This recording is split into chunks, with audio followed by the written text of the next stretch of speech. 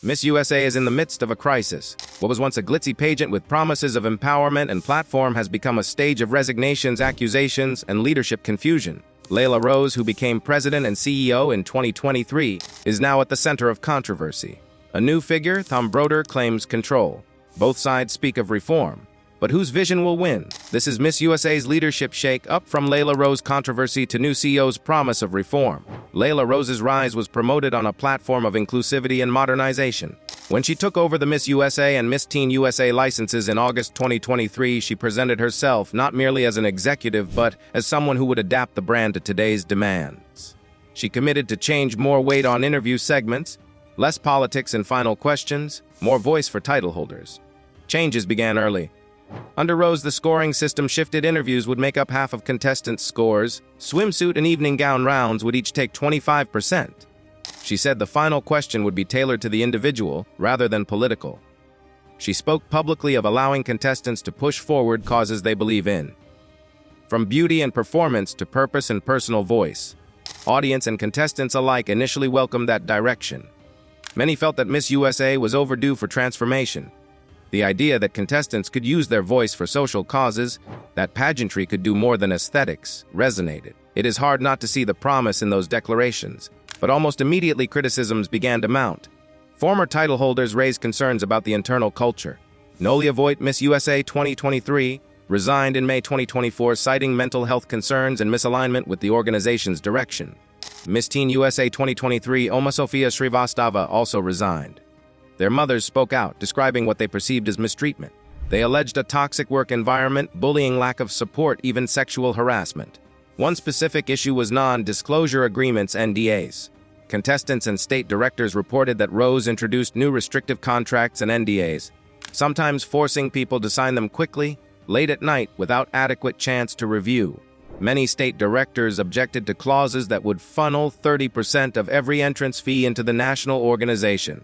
Others objected to minimum entry fees raised. Some state pageants were delayed. Financial burden for state directors increased. Credibility and trust eroded. Voigt, in her resignation letter, described poor communication, lack of support, events without effective handlers, promises in her prize package not fulfilled. She claimed mistreatment, feeling unsafe, and alleged that criticisms she made were met with cold or aggressive responses. She requested that her NDA be lifted so she could speak freely. Rose denied the allegations, calling them false, saying that if wrongdoing occurred, steps would have been taken. Rose emphasized she provided resources, communications, and opportunities. The controversy expanded beyond individual resignations to a leadership crisis. State directors resigned. Some said they were destroyed financially by Rose's decisions. Some complained of damage to their reputations. The 2025 national competition has not been scheduled as of recent reports. The network that previously carried Miss USA, the CW, indicated it currently does not have the pageant on its schedule. Then came Thom Brodeur. On September 4, 2025, he announced that he had acquired the Miss USA and Miss Teen USA brands, claiming the roles of chairman, president, and CEO with a 10-year exclusive license. He asserted that Laylah Rose had been replaced. Brodeur promised reform, culture shift, kindness, transparency, ending restrictive contracts and NDAs, making judging fairer, sim by independent judges rather than production staff, restoring trust.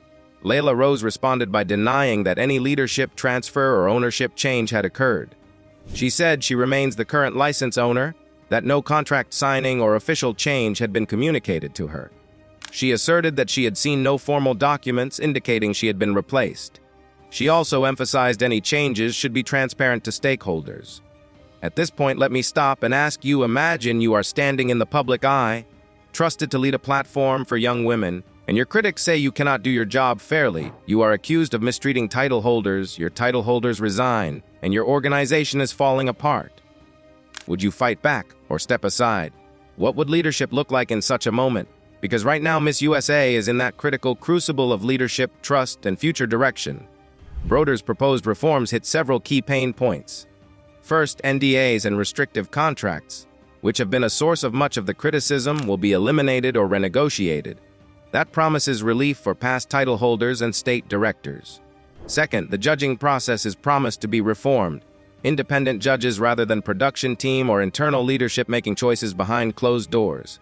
Third, he proposes more transparency and responsiveness to concerns raised by contestants and staff.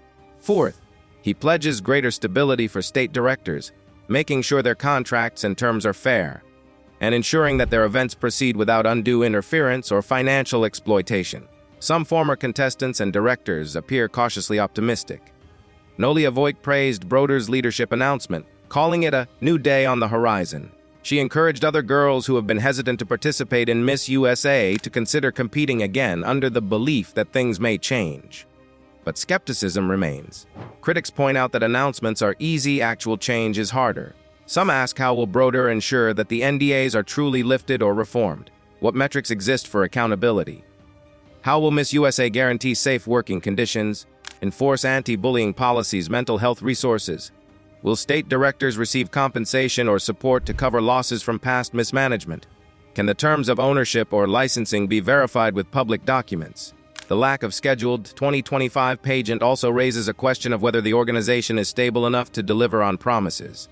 Another point many observers are watching is how Laylah Rose responds going forward. She has denied the claims. She says she has not received contract documents, and she emphasizes her own promises of support, evolution, and empowerment. She placed early changes during her leadership around inclusivity, greater weight for voice and interview segments. Those remains part of her narrative. But the alleged failures under her leadership cast long shadows. The question is whether she will be viewed as a cause of the toxicity or a scapegoat for structural problems that have built over time. There is risk all around. If reforms fail, if promises are broken, then public trust will erode further. If the title holders continue to voice grievances without consequence, or if the organization resumes harmful practices, the reputational cost could be irreparable. Pageant contestants have long careers, brand credibility matters. Moreover, sponsors, networks, and media partners will watch closely. The pageant's scheduling, its broadcast arrangements, its financial health are all in question. For the fans, contestants, state directors, and everybody invested, what matters is not just who is CEO, but what the culture will be. Will there be safe spaces? Will there be support, real listening, and responsiveness? Will participants feel empowered rather than controlled? Will their sacrifice, time, money, reputation, mean something more than spectacle? Those are the depths of what is at stake beyond headlines. In conclusion, Miss USA's leadership shake-up is more than power changing hands. It is a test of accountability, culture, and values. Laylah Rose promised change, but under her leadership, many say she introduced new problems, restrictive contracts, lack of transparency, financial strain, and alleged emotional harm. Thom Brodeur promises reform, but a promise is no guarantee. The coming months will show whether the organization truly can rebuild trust and deliver on its claims of reform. This is Fame Daily, bringing you Miss USA's leadership shake, uppy from Laylah Rose controversy to new CEO's promise of reform.